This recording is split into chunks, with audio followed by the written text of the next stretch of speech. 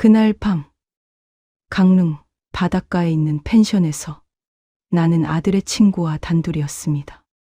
숨소리마저 또렷하게 들릴 만큼 고요했던 그 순간, 내 눈앞에서 믿을 수 없을 만큼 그것은 커져 있었습니다. 끝없이 솟아오르는 듯한 거대한 존재감의 숨이 멎을 것 같았습니다.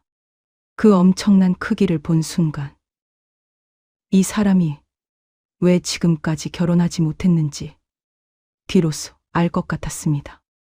놀라움과 설렘으로 몸이 얼어붙은 나에게 그가 걱정스러운 목소리로 물었습니다. 이렇게 큰데 괜찮으시겠어요? 55세 미망인인 내가 22살이나 어린 아들의 친구와 단둘이 펜션에 오게 된 이유, 그건 대체 무엇이었을까요? 지금부터 오랜 시간 외로움에 지쳐버린 한 여자와 거대한 비밀을 가진 한 남자의 운명 같은 이야기를 들려드리겠습니다. 본론에 들어가기 전에 화면 오른쪽 아래 채널 구독, 좋아요 버튼을 꼭 눌러주세요. 제 이름은 서경미입니다. 올해 55세가 됩니다. 남편을 보낸 지 벌써 3년이 지났습니다. 간암이었습니다. 수술도 여러 번 받았고 끝까지 손을 써봤지만 결국 하늘나라로 보내게 되었습니다. 그때 제가 52세였으니까 미망인으로 살아온 시간도 제법 길어졌다고 할 수 있겠네요. 다행히 남편이 사업으로 성공한 덕분에 경제적으로는 여유가 있습니다. 분당에 있는 넓은 아파트에서 혼자 살고 있고 평생 돈 걱정은 하지 않아도 되는 생활입니다. 주변 사람들은 부러워합니다. 경미 씨는 좋겠어요. 돈 걱정 없이 편하게 살 수 있어서. 하지만 아무도 모릅니다. 이 넓은 집이 밤이 되면 얼마나 텅 비어 있게 느껴지는지를. 거실 소파에 앉아 있으면 텔레비전 소리만 허무하게 울려 퍼지고 외로움을 달래는 방법은 운동밖에 없었습니다. 아침 5시면 일어나서 근처 공원에서 1시간 정도 달리고 오전에는 헬스장에 가서 근력 운동을 하고 오후에는 요가 레슨을 받습니다. 거의 운동 중독이라고 할 수 있는 수준이죠. 그렇게라도 하지 않으면 하루가 끝나지 않거든요. 덕분에 55세 치고는 몸매가 나쁘지 않은 편입니다. 헬스장 트레이너한테도 30대 후반 몸이라는 말을 들을 정도니까요. 하지만 속마음은 다릅니다. 여자로서의 외로움, 갈증, 그것이 점점 쌓여가는 게 느껴졌습니다. 이 나이에도 여자로서의 인생은 끝난 걸까? 그렇게 생각할 때마다 가슴이 답답했습니다. 이렇게 날마다 운동으로 시간을 채우며 살아가던 어느 날이었습니다. 외아들 민준이의 결혼식 날이었습니다. 식장은 화려했고 하객도 많았으며 나는 신랑 어머니로서 품위를 지키며 웃으면서 인사를 나눴습니다. 그런데 피로연이 끝날 무렵 민준이 친구들이 일제히 축하하러 왔을 때였습니다. 그 무리 중에서 유난히 눈에 띄는 남자가 한 명 있었습니다. 키가 크고 날씬하면서도 어깨가 넓고 이목구비도 뚜렷한 그런 남자였습니다. 검은 정장을 입고 있었지만 그 옷 아래 숨겨진 탄탄한 체격이 한눈에 보였습니다. 어머니, 축하드립니다. 민준이 대학 동기 강태준이라고 합니다. 목소리도 멋있었습니다. 낮고 차분한데 어딘가 따뜻함이 있는 목소리였습니다. 아, 그래요. 우리 민준이 결혼 축하하러 와줘서 고마워요. 인사를 나누는 동안 묘하게 가슴이 두근거렸습니다. 악수를 나눴을 때 전해지는 그 사람의 체온이 낯이 내 온몸에 퍼지는 것 같았습니다. 안 돼. 나 미쳤나 봐. 나이 차이가 얼마나 나는데. 마음속으로 나 자신을 다잡았지만 그날 밤 집에 돌아온 뒤에도 계속 그의 얼굴이 떠올랐습니다. 넓은 어깨, 상큼한 미소, 그리고 가까이서 악수했을 때 느껴진 그 크고 단단한 손의 감촉. 경미야, 정신 차려. 아들 친구잖아. 게다가 22살이나 어린데. 베개에 얼굴을 묻고 혼잣말을 중얼거렸지만 신기하게도 그날 밤은 오랜만에 가슴이 설레는 기분이었습니다. 그것이 시작이었습니다. 내 인생이 완전히 바뀌게 될 그 운명적인 만남의 시작이었던 겁니다. 그 후로 태준이 생각이 머리에서 떠나지 않았습니다. 아침 러닝할 때도, 헬스장에서 운동할 때도, 요가 레슨을 받을 때도 자꾸만 그의 얼굴이 어른거렸습니다. 그 넓은 어깨, 상큼한 미소, 따뜻했던 목소리. 참을 수가 없어서 일주일쯤 지난 후 나는 민준이에게 전화를 걸었습니다. 민준아, 엄만데 좀 물어볼 게 있어. 네. 엄마. 뭔데요? 그때 결혼식에 왔던 친구 중에 말이야. 키 크고 잘생긴 애가 있었잖아. 이름이 뭐였더라? 아, 누구요? 친구들이 많이 왔는데. 있잖아. 그 체격이 엄청나고 어깨가 되게 넓고 목소리가 저음이. 아, 태준이요. 강태준. 가슴이 쿵 하고 내려앉는 기분이었습니다. 태준아. 강태준. 응. 그 애 뭐 하는 앤데. 체육대학교 나왔고 지금은 우리 동네 스포츠센터에서 수영 강사하고 있어요. 태준이는 대학 동기 중에서 유일하게 결혼 안 했어요. 어머. 그래. 그렇게 멋진데 왜 아직 혼자야? 그 순간 민준이가 말을 흐리는 게 느껴졌습니다. 그건 제 입으로는 좀 말하기 어렵다고 할까. 나중에 얘기할게요. 응. 뭐 성격이 이상하다거나. 그건 아니에요.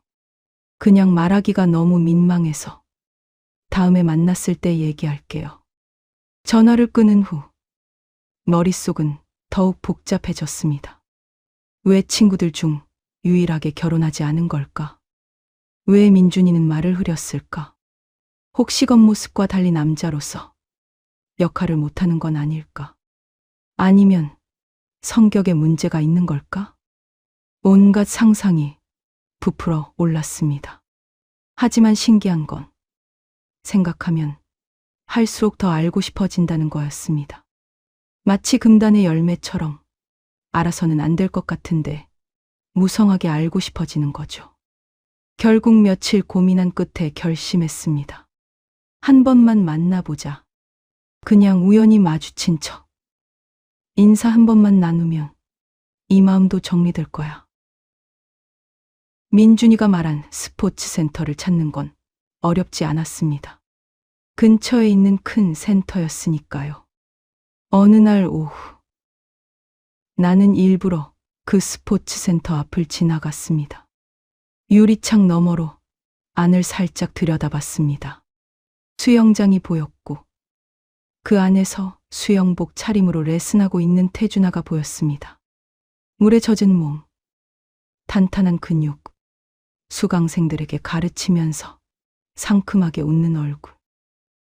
아하, 정말 어쩌지. 저도 모르게 한숨이 나왔습니다. 그 모습을 보고 있으니 가슴이 두근두근 뛰었습니다.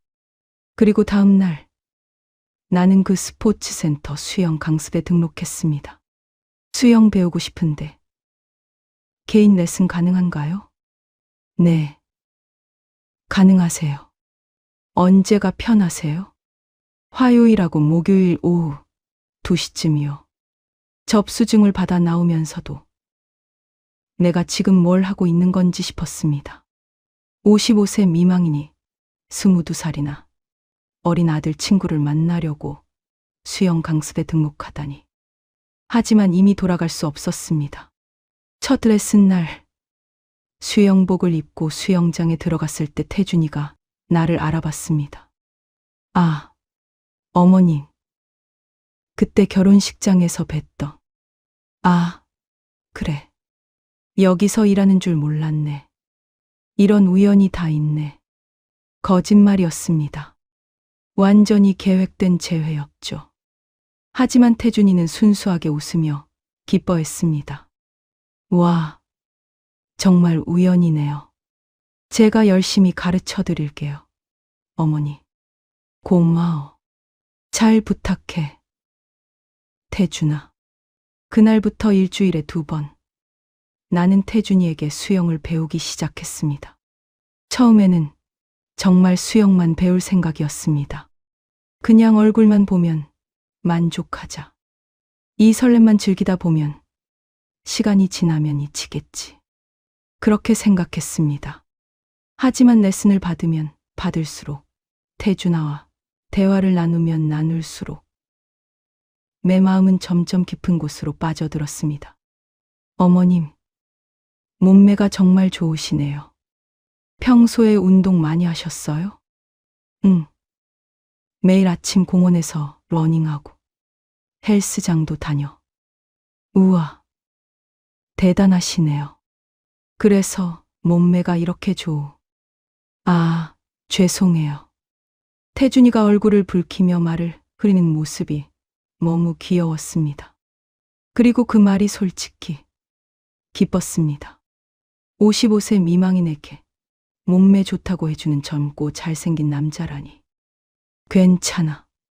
칭찬으로 받아들일게. 진짜예요. 아첨 아니에요. 저희 회원 중에서도 어머님만큼 관리 잘하시는 분은 드물어요. 물속에서 자세를 교정해 줄 때마다 태준이의 손이 내 팔을, 허리를, 다리를 받쳐줬습니다.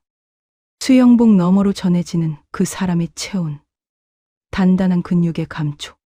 이러다가 정말 큰일 나겠어. 하지만 멈출 수가 없었습니다. 오히려 더 가까워지고 싶었습니다. 레슨 후에도 우리는 자연스럽게 대화를 나누게 됐습니다. 운동 얘기, 건강 얘기, 일상 얘기. 태준이는 왜 수영 강사가 됐어? 어렸을 때부터 수영을 좋아했어요. 물속에 있으면 세상 근심이 다 사라지는 기분이 들어서요. 그 기분 알 것 같아. 나도 운동할 때 그러거든. 어머님도 외로우세요? 갑작스러운 질문에 나는 놀랐습니다. 태준이가 나를 조용히 바라보고 있었습니다. 응. 외로워. 많이. 처음으로 솔직하게 말했습니다. 남편을 잃은 미망인의 외로움을, 텅 빈 집의 쓸쓸함을, 여자로서 느끼는 허무함을. 저도요. 태준이도 조용히 대답했습니다. 저도 되게 외로워요. 그날 레슨이 끝나고 헤어질 때 나는 용기를 냈습니다. 태준아, 나 매일 아침 러닝하는데 같이 뛸래? 정말요? 좋아요. 저도 아침 운동 좋아해요. 그럼 내일 아침 6시에 우리 집 앞 공원에서 만날까? 네, 꼭 갈게요. 집에 가는 길 내내 가슴이 두근거렸습니다. 내가 먼저 제안했다니 믿을 수가 없었습니다. 그날 밤 나는 옷장을 뒤집어 엎었습니다. 러닝복을 하나하나 꺼내서는 거울에 대봤습니다. 이건 너무 헐렁해. 이건 색깔이 별로야. 결국 인터넷으로 새 운동복을 주문했습니다. 몸의 라인이 예쁘게 나오는, 특히 엉덩이가 쫙 올라가 보이는 거로. 나 지금 뭐 하는 거야? 자문했지만 멈출 수가 없었습니다. 거울 속 내 모습을 보며 중얼거렸습니다. 나 아직 괜찮아. 오랜만에 느끼는 감정이었습니다. 여자로서의 자신감, 설렘, 기대감. 그렇게 나와 태준이의 아침 러닝이 시작됐습니다. 다음 날 아침, 새로 산 레깅스를 입고 거울 앞에 섰을 그 떨림이란. 오전 6시 정각, 공원 입구에 태준이가 서 있었습니다. 회색 반팔 티셔츠에 검은 반바지 차림이었는데 그 옷에서 뻗은 팔 근육이 아침 햇살에 빛나고 있었습니다. 어머니, 안녕하세요. 상큼하게 웃으며 손을 흔드는 태준이를 보니 가슴이 또 두근거렸습니다. 응. 일찍 왔네. 아니에요. 저도 방금 왔어요. 출발할까요? 우리는 나란히 뛰기 시작했습니다. 태준이가 내 페이스에 맞춰줬습니다. 너무 빠르지도, 너무 느리지도 않게 딱 내가 편하게 뛸 수 있는 속도로. 어머니, 정말 자세가 좋으시네요. 오래 뛰셨어요? 한 2년 좀 넘었나? 남편 보내고 나서 시작했어. 그러셨구나. 힘드셨겠어요. 태준이의 목소리가 조용해졌습니다. 그 따뜻한 위로가 가슴에 스며들었습니다. 괜찮아. 이제 많이 나아졌어. 그보다 태준이는 친구들 중에 얘 아직 혼자야? 우리 민준이 말로는 다들 결혼했다던데. 태준이가 잠시 말없이 뛰다가 조심스럽게 입을 열었습니다. 네. 이제 저만 남았어요. 대학 동기들 결혼식 다 갔는데 저는 아직. 왜? 키도 크고 잘생겼는데. 크고 큰 게 문제예요. 너무 커서. 무슨 말인지 이해할 수 없었습니다. 큰 게 왜 문제가 되지? 무슨 뜻이야? 아니에요. 나중에 기회 되면 말씀드릴게요. 태준이가 쓸쓸하게 웃으며 말을 흐렸습니다. 그날부터 우리는 일주일에 4번 만나게 됐습니다. 화목은 수영 레슨, 월금은 아침 러닝. 시간이 갈수록 대화도 깊어졌고 서로에 대해 더 많은 걸 알게 됐습니다. 태준이는 생각보다 섬세하고 따뜻한 사람이었습니다. 나의 사소한 변화도 금방 알아차리고 힘들어 보이면 먼저 말을 걸어주네. 그러던 어느 날이었습니다. 평소처럼 러닝을 마치고 공원 벤치에 앉아 물을 마시고 있었습니다. 태준이가 편의점에서 사온 이온 음료를 내게 건넸습니다. 어머님, 이거 드세요. 고마워. 뚜껑을 열어 마시고 있는데 태준이가 자기 음료 뚜껑을 열려다가 손이 미끄러져서 내용물이 쏟아져 버렸습니다. 검은 반바지 앞쪽에 그대로 철버. 이런. 어머. 괜찮아? 나는 재빨리 가방에서 티슈를 꺼내 태준이에게 건넸습니다. 젖었네. 빨리 닦아. 태준이가 티슈로 닦으려 했지만 제법 많이 젖어서 잘 안 되는 것 같았습니다. 나도 무심코 손을 뻗어 도와주려고 했습니다. 내가 닦아줄게. 티슈를 들고 태준이 쪽으로 허리를 숙인 순간이었습니다. 내가 입고 있던 타이트한 레깅스에 팽팽하게 드러난 엉덩이, 와인 위로 선명하게 비친 팬티 라인이 태준이의 눈앞에 펼쳐진 겁니다. 쫙 올라간 엉덩이, 와인, 레깅스를 통해 비치는 속옷의 윤과 그 순간을 나는 지금도 잊을 수 없습니다. 태준이의 반바지가 갑자기 부풀어 오르기 시작한 겁니다. 처음에는 착각인가 싶었습니다. 하지만 점점 커지는 그 존재감은 착각이 아니었습니다. 이게 대체 뭐야? 믿을 수가 없었습니다. 반바지 천을 뚫고 나올 것처럼 거대해진 그것의 크기와 형태가 너무나 선명하게 드러난 겁니다. 손에 들고 있던 티슈가 그대로 떨어졌습니다. 나는 얼어붙은 채 그 광경을 바라보고 있었습니다. 태준이도 자기 상태를 깨달은 듯 얼굴이 새빨개졌습니다. 황급히 가방을 무릎 위에 올려가리려 했지만 이미 늦었습니다. 죄송해요. 태준이의 목소리가 떨렸습니다. 당황함과 부끄러움이 섞인 목소리였습니다. 나도 얼굴이 뜨거워졌습니다. 하지만 신기하게도 부끄러움보다 다른 감정이 더 컸습니다. 이 사람이 왜 결혼 못했는지 이제 알겠어. 그 엄청난 크기를 본 순간 민준이가 왜 말을 흐렸는지 이해가 됐습니다. 괜찮아. 내 목소리도 떨리고 있었습니다.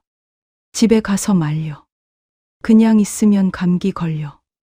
아니에요. 괜찮아요. 우리 집 바로 근처야. 들어와서 갈아입고 가. 내가 먼저 손을 내밀었습니다. 태준이의 손을 잡고 일으켰습니다. 그 순간 둘 사이에 묘한 침묵이 흘렀습니다. 내 손이 태준아의, 아니, 태준이의 큰 손이 내 손을 감싸고 우린 아무 말 없이 서로를 바라봤습니다. 이 사람 때문에 내 인생이 바뀔지도 몰라. 태어나서 처음으로 그런 예감이 들었습니다. 그리고 그 예감은 틀리지 않았습니다. 집까지 걸어가는 동안 우리는 한마디도 하지 않았습니다. 태준이는 여전히 솟아오른 것을 숨긴 채 고개를 숙이고 걸었고 나는 뛰는 가슴을 진정시키려 애썼습니다. 나 지금 뭐 하는 거야? 아들 친구를 집에 데려온다고. 하지만 발걸음은 멈춰지지 않았습니다. 오히려 더 빨라졌습니다. 현관문을 열고 안으로 들어가자 태준아가 조심스럽게 물었습니다. 정말 괜찮으세요? 이렇게까지 해주시지 않아도. 괜찮아. 들어와. 남편 옷이 조금 있으니까 가져올. 아, 네. 감사합니다. 태준이가 거실로 들어와 소파에 앉았습니다. 나는 안방으로 가서 옷장을 열었습니다. 남편이 입던 옷들이 그대로 걸려 있었습니다. 3년이 지났는데도 버리지 못한 옷들. 손이 떨렸습니다. 남편 옷을 다른 남자에게 입히려 한다는 사실이 갑자기 현실감 있게 느껴졌으니까요. 여보, 미안해. 마음속으로 중얼거리며 트레이닝복 한 벌을 꺼냈습니다. 거실로 돌아와 태준이에게 건넸습니다. 이거 입어. 안방에서 갈아입으면 돼. 정말 괜찮으세요? 돌아가신 분 옷을. 괜찮아. 그냥 놔두는 것보다 낫잖아. 태준이가 안방으로 들어갔고 나는 거실에 혼자 남았습니다. 심장이 미친 듯이 뛰고 있었습니다. 귀를 기울이니 안방에서 옷 갈아입는 소리가 들렸습니다. 나 정말 어떻게 된 거야? 손으로 뺨을 쥐어봤지만 정신이 돌아오지 않았습니다. 잠시 후 태준이가 나왔습니다. 남편의 트레이닝복을 입은 모습이 묘하게 어색하면서도 자연스러웠습니다. 앉아서 차라도 마실래? 네. 감사히 마실게요. 주방에서 보리차를 가져와 태준아 옆에 앉았습니다. 소파에 나란히 앉으니 어깨가 닿을 듯 말 듯 가까웠습니다. 어머님, 아까는 정말 죄송했어요. 태준이가 먼저 입을 열었습니다. 괜찮아. 남자니까. 그럴 수도 있지. 아니에요. 저한테 문제가 있어요. 태준이의 목소리가 떨리고 있었습니다. 무슨 문제? 제가 왜 결혼 못했는지. 아까 궁금해 하셨잖아요. 나는 숨을 죽이고 태준이를 바라봤습니다. 예전에 여자친구가 있었어요. 대학 때 만나서 5년 넘게 사귀었어요. 결혼까지 약속한 사이였어요. 태준이가 숨을 고르며 이어갔습니다. 근데 제가 너무 컸어요. 뭐가? 알면서도 물었습니다. 제 거요. 남자의 그게 너무 커서 여자친구가 많이 힘들어했어요. 태준이의 얼굴이 빨개졌습니다. 처음엔 참으려고 했대요. 사랑하니까. 근데 관계할 때마다 아파하고 시간이 갈수록 점점 힘들어하고. 그래서 결국 헤어졌어요. 태준이의 목소리가 점점 작아졌습니다. 그 후로 다른 사람도 만나봤는데 다들 똑같았어요. 처음엔 괜찮다고 하는데 시간 지나면 피하게 되고. 제가 흉물 같다고 한 사람도 있었어요. 내 가슴이 아팠습니다. 그래서 그냥 포기했어요. 결혼은 제게 너무 먼 얘기라고 생각했어요. 그런데 태준이가 나를 똑바로 바라봤습니다. 어머님을 만나고 나서 처음으로 다시 누군가를 원하게 됐어요. 심장이 멎는 줄 알았습니다. 태준아, 저도 알아요. 말도 안 되는 거. 어머님은 제 친구 엄마시고 22살이나 많으시고. 근데 멈출 수가 없어요. 태준이가 내 손을 잡았습니다. 어머님이 너무 아름다워 보여서 외롭다고 하실 때 저도 같은 마음이라는 걸 알았어요. 나 말을 잇지 못하고 있는데 태준이가 천천히 얼굴을 가까이 가져왔습니다. 그때였습니다. 띠리리링 초인종 소리가 울렸습니다. 우리 둘 다 화들짝 놀라 떨어졌습니다. 인터폰을 보니 민준이었습니다. 어떡하지? 심호흡을 한 번 하고 현관문을 열었습니다. 어머, 민준아, 왜? 아니, 그냥 근처 지나다가 들렀어요. 엄마랑 점심이나 먹으려고. 거실을 본 민준이의 눈이 커졌습니다. 소파에 앉아있는 태준이를 발견했으니까요. 태준아, 너 왜 여기 있어? 아, 민준아. 태준이가 일어서며 어색하게 웃었습니다. 우연히 공원에서 만났는데 옷이 좀 젖어서 어머님이 집에서 말리라고 하셔서 내가 재빨리 거들었습니다. 그래. 운동하다가 음료수 쏟았거든. 그래서 아빠 옷 빌려줬어. 민준이가 우리를 번갈아 봤습니다. 의심스러운 표정이었지만 더 추궁할 상황은 아니었습니다. 아, 그렇구나. 근데 너 우리 엄마랑 왜 이렇게 친해? 아니, 그냥 수영 레슨 오셔서 그때 알게 됐어. 어색한 침묵이 흘렀습니다. 점심은 다음에 하자. 민준아, 엄마, 오늘 약속 있어. 무슨 약속이에요? 정숙이 만나기로 했어. 거짓말이었습니다. 하지만 민준이를 빨리 돌려보내고 싶었습니다. 아, 그러세요.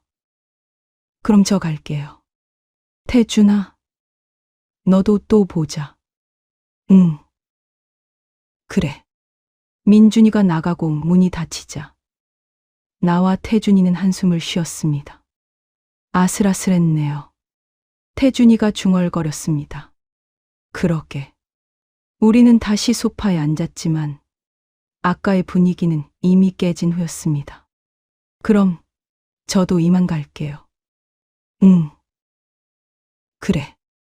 현관까지 대용하면서 나는 태준이의 손을 살짝 잡았습니다. 태준아, 우리 천천히 가자. 서두르지 말고. 네. 어머니. 저도 신중하게 하고 싶어요. 태준이가 나가고 혼자 남은 거실에서 나는 소파에 주저앉았습니다. 아까 초인종만 안 울렸으면 어땠을까? 손으로 입술을 만졌습니다. 키스할 뻔했네. 후회가 밀려왔습니다. 그날 밤잠을 이룰 수 없었습니다. 태준이의 고백, 조금만 더 있었으면 나눴을 키스, 그리고 공원 벤치에서 봤던 그 거대한 존재감. 정말 괜찮을까? 나 같은 여자가 받아들일 수 있을까? 두려웠지만 동시에 기대도 됐습니다. 스마트폰을 들여다봤습니다. 태준이한테서 메시지가 와 있었습니다. 어머니, 오늘 정말 감사했습니다. 제 속마음을 말씀드려서 다행이에요. 천천히 신중하게 어머님과 함께 가고 싶습니다. 안녕히 주무세요. 가슴이 또 두근거렸습니다. 나도 답장을 보냈습니다. 나도 고마워. 푹 쉬어. 태준아. 그렇게 우리의 조심스러운 연애가 시작됐습니다. 그날 이후 우리는 더욱 조심스러워졌습니다. 겉으로는 그냥 수영 강사와 수강생 혹은 운동 친구였지만 속으로는 서로를 향한 마음이 점점 깊어져 갔습니다. 수영 레슨 중에 태준이가 내 자세를 고쳐줄 때 그 손길이 예전과는 다르게 느껴졌습니다. 더 따뜻하게, 더 부드럽게, 더 조심스럽게. 어머님, 팔을 좀 더 쭉 펴보세요. 이렇게? 네. 완벽해요. 물속에서 태준이의 손이 내 팔을 받쳐줄 때 우리는 잠깐 눈이 마주쳤습니다. 그 짧은 순간에 전해지는 감정들. 아침 러닝도 계속됐습니다. 함께 뛰고 벤치에 앉아서 이야기하는 시간이 하루 중에서 가장 행복한 순간이었습니다. 어머님, 요즘 표정이 되게 밝아지셨어요. 그래? 운동 효과인가? 아니에요. 예뻐지셨어요. 태준이의 솔직한 말에 얼굴이 뜨거워졌습니다. 이 나이에 무슨 예뻐. 나이는 상관없어요. 어머님은 그냥 아름다우세요. 그런 말을 들을 때마다 가슴이 뛰었습니다. 여자로서 다시 살아나는 기분이었습니다. 한 달쯤 지났을 때 태준이가 특별한 제안을 했습니다. 어머니, 말씀드릴 게 있는데요. 평소보다 진지한 표정의 태준이를 보니 가슴이 철렁했습니다. 뭔데? 우리 이렇게 사람 눈치 보면서 계속 만나면 눈치만 보게 될 것 같아서요. 강릉 쪽에 조용한 펜션이 있어요. 거기서 1박 2일 정도 같이 시간을 보내는 건 어떨까요? 사람 눈치 안 보고 우리 둘만. 심장이 두근두근 뛰었습니다. 강릉. 둘이서 펜션. 그게 무슨 의미인지 모를 리 없었습니다. 태준아, 그거 억지로 뭘 하자는 게 아니에요. 그냥 바다 보면서 산책하고 얘기하고 그렇게 조용히 시간 보내고 싶어요. 태준이의 눈빛은 진지했습니다. 생각해 볼게. 그날 밤잠을 이룰 수 없었습니다. 가야 할까? 말아야 할까? 가면 우리 관계는 돌이킬 수 없는 곳까지 갈지도 몰라. 만약 아들한테 들키면, 주변 사람들이 알게 되면. 하지만 한편으로는 이게 마지막 기회일지도 모른다는 생각이 들었습니다. 55세. 이미 젊음은 지나갔습니다. 앞으로 몇 년이나 이런 설렘을 느낄 수 있을까? 운동 친구 정숙에게 조심스럽게 물어봤습니다. 있잖아. 만약 나이 차이가 엄청나는 남자를 좋아하게 되면 어떻게 할래? 20살 이상 차이 나는 사람. 정숙이 놀란 얼굴로 나를 봤습니다. 경미야. 너 설마? 아니. 그냥 궁금해서. 글쎄. 주변에서야 이것저것 말하겠지. 근데 경미야. 정숙이 진지한 표정이 됐습니다. 인생은 한 번뿐이야. 남 눈치 보다가 후회하는 것보다 한 번 해보고 후회하는 게 나을지도 몰라. 그 말이 내 마음을 움직였습니다. 사흘을 고민한 끝에 나는 태준이에게 메시지를 보냈습니다. 좋아. 강릉 가자. 그 주 금요일. 나는 작은 캐리어 하나를 들고 서울역으로 향했습니다. 기차 안에서 태준이와 합류했습니다. 태준이도 작은 가방 하나만 들고 있었습니다. 우리는 나란히 앉았습니다. 기차가 출발하고 서울이 점점 멀어져 갔습니다. 긴장되세요?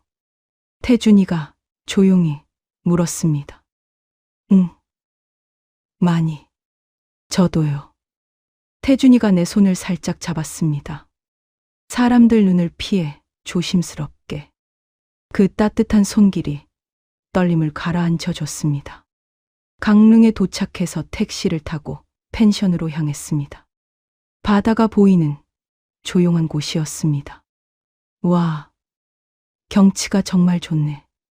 체크인을 하고 방에 들어갔습니다. 침대는 하나였습니다. 불편하시면 제가 소파에서 잘게요. 아니, 괜찮아. 내가 먼저 말했습니다. 우리 같이 있으려고 여기까지 온 거잖아. 태준이가 나를 바라봤습니다. 그 눈에 담긴 감정이 전해졌습니다. 짐 풀고 바다 보러 갈까?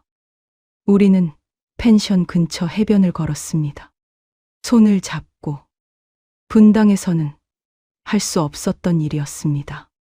사람들 눈치 보지 않고 그냥 연인처럼 손잡고 걷는 것. 어머니. 응. 행복하세요? 응. 행복해. 진심이었습니다. 정말 행복했습니다. 저녁은 근처 식당에서 회와 소주를 먹었습니다. 어머니, 오늘 하고 싶은 말이 있어요. 젓가락을 내려놓고 태준아가 말했습니다.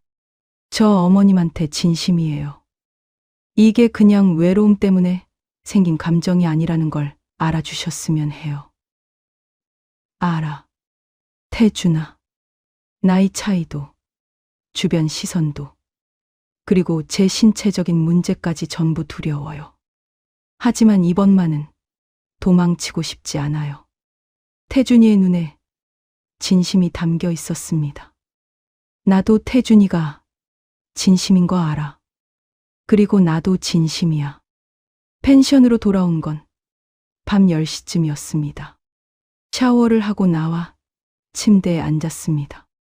태준이도 샤워를 하고 나왔습니다.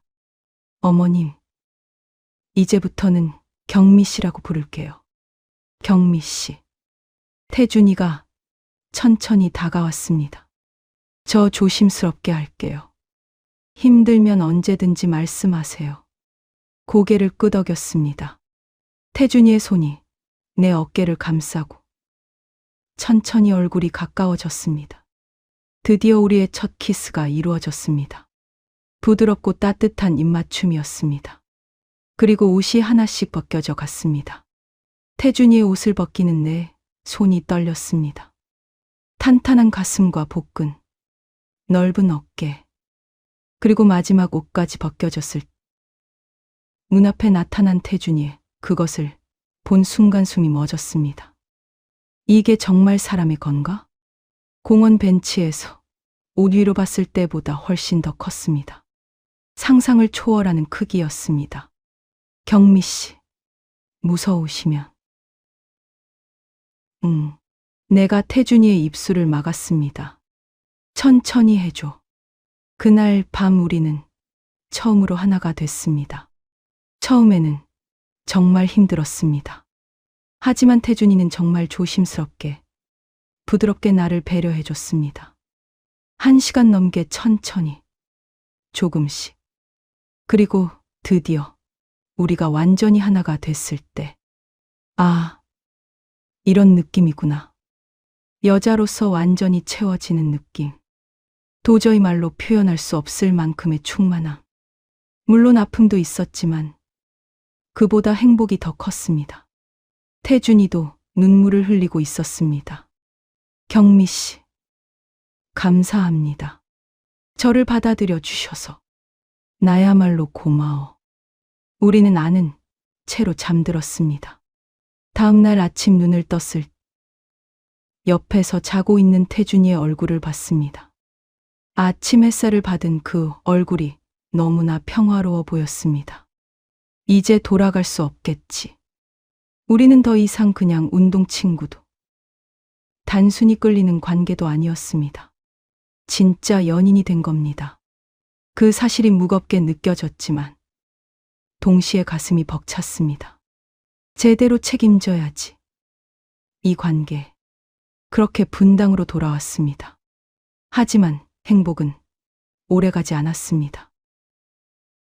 돌아온 후 나는 완전히 다른 사람이 된 것 같았습니다.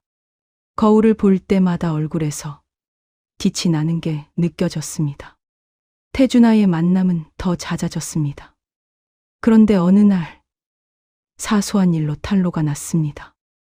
민준이와 며느리 수진이가 집에 들렀을 때였습니다. 어머니, 오늘 저녁 같이 드세요. 응, 고마워. 반찬 가져올게. 내가 주방에 갔을 거실에서 수진의 목소리가 들렸습니다. 어머니, 이게 뭐예요? 영수증이 떨어져 있는데. 심장이 철렁했습니다. 황급히 거실로 나가니 수진이가 테이블 위에 있던 종이 조각을 들고 있었습니다. 강릉 펜션 영수증이었습니다. 아, 그거 정숙이랑 다녀온 펜션인데. 순간적으로 거짓말을 했지만 수진의 눈빛이 날카로워졌습니다. 어머님, 근데 이 날짜 2주 전이잖아요. 그때 정숙 언니는 홋카이도 갔다고 들었는데요. 머릿속이 하얘졌습니다. 엄마, 설마 혼자 간 건 아니죠? 여기 커플 전용 펜션이에요. 엄마, 민준이의 목소리가 커졌습니다. 대체 누구랑 다녀온 거예요? 그냥 친구야. 남자 친구예요. 수진이 직구로 물었습니다.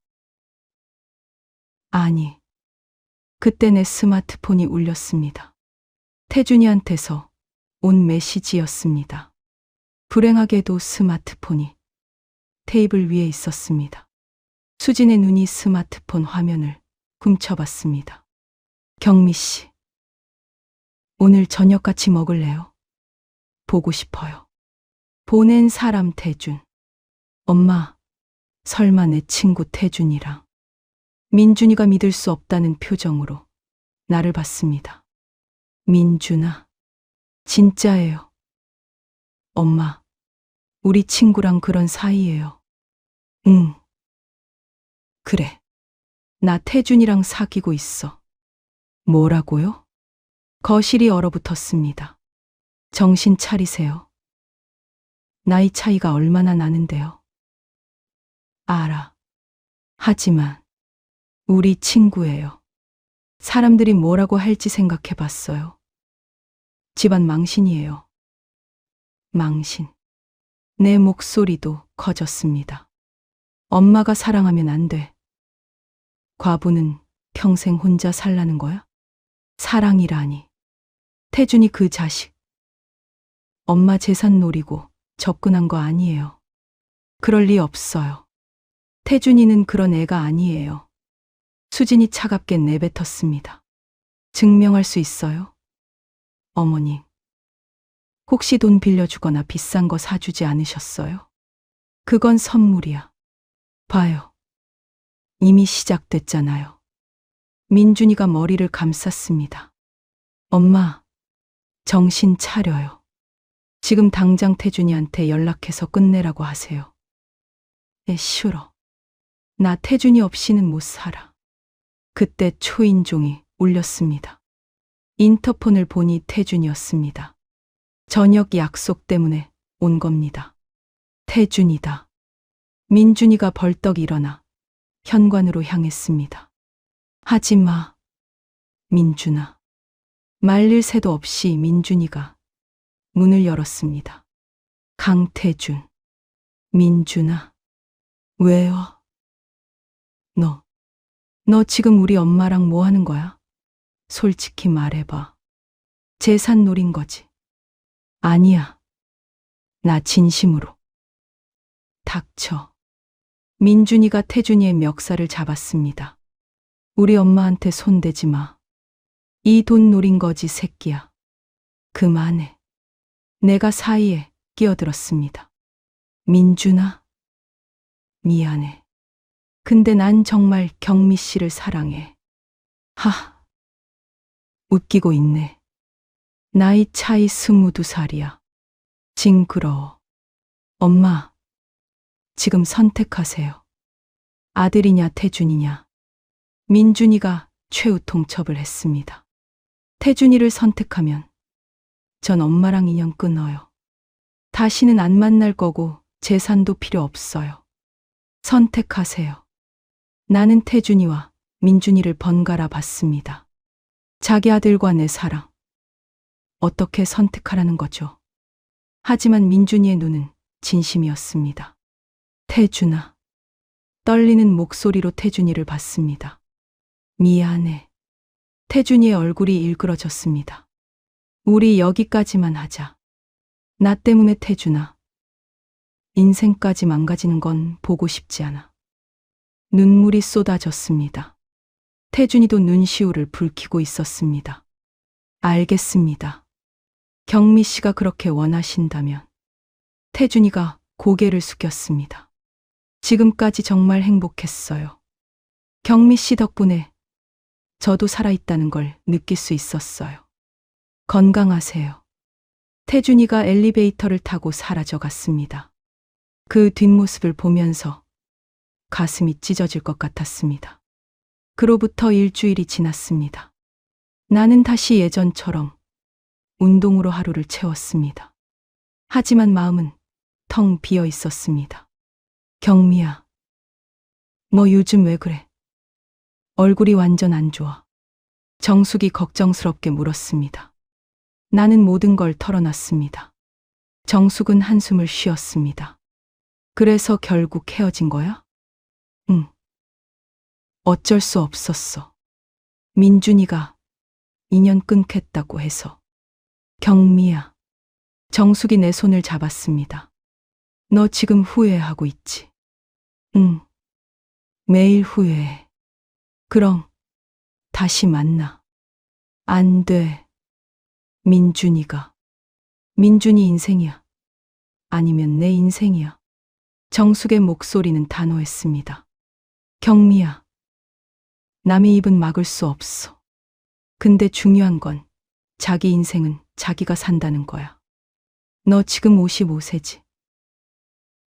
앞으로 몇 년이나 그런 사랑할 수 있을 것 같아. 그날 밤 집에 돌아와 태준이한테서 온 마지막 편지를 다시 읽었습니다. 우편함에 도착해 있던 손편지였습니다. 경미 씨. 저는 분당을 떠나 강원도, 홍천에서 작은 펜션을 운영하게 됐습니다.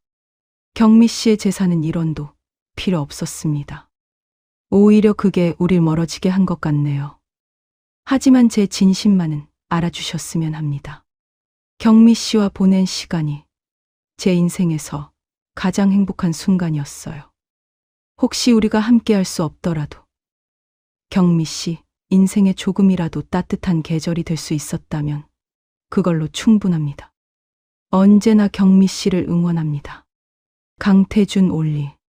편지를 읽으면서 눈물이 멈추지 않았습니다. 태준아, 정말 진심이었구나.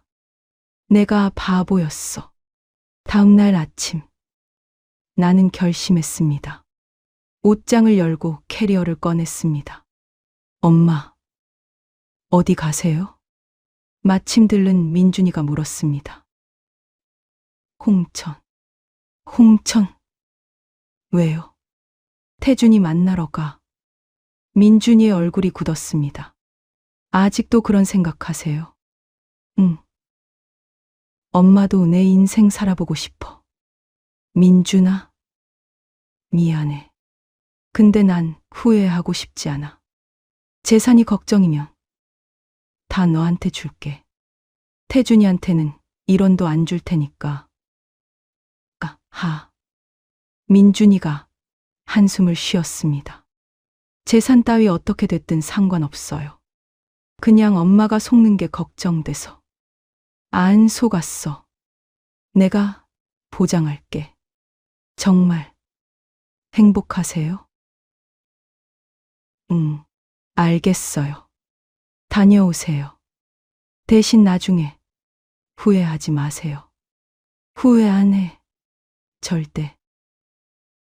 캐리어를 끌고 서울역으로 향했습니다. 홍천행 버스표를 사면서 손이 떨렸습니다. 2시간쯤 지나 홍천 버스터미널에 도착했습니다. 택시를 타고 태준이의 펜션 주소를 말했습니다. 30분쯤 달려 조용한 숲속에 도착했습니다. 여기에요. 택시에서 내리니 조용한 숲 풍경이 눈에 들어왔습니다. 그리고 조금 떨어진 곳에 작은 펜션이 보였습니다. 정원으로 들어가니 작은 수영장이 보였습니다. 그리고 그 옆에서 청소하고 있는 태준이가 보였습니다. 땀에 젖은 얼굴로 열심히 일하고 있었습니다. 태준아. 내 목소리에 태준이가 돌아봤습니다. 빗자루를 든 채 굳어버린 태준이는 나를 보더니 눈이 휘둥그레졌습니다. 경미 씨. 응.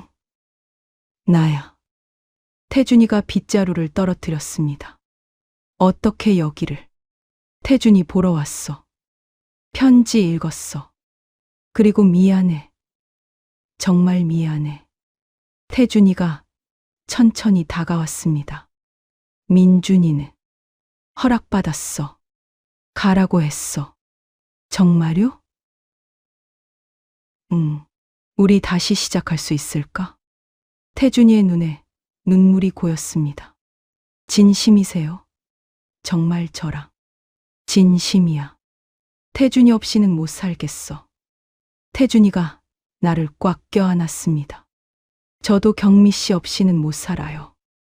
우리는 한동안 그렇게 안고 있었습니다. 말없이.